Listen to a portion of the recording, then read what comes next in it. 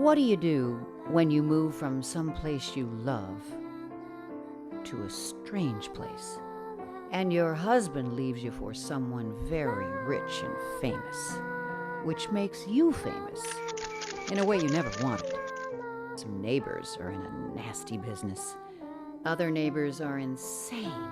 Your mom gets kicked out of the old folks' home for cursing, and your 5-year-old imitates her at school. Your college sweetheart says he's still in love with you. You're being stalked by a paparazzo who wants more than photos. And just when you think you're over the man who broke your heart, it looks like he wants you back. What do you do? Do you start over? Do you go home? Where is home? Can you find your pieces of happily ever after? Pieces of Happily Ever After by Irene Zutell. Available now at bookstores and online.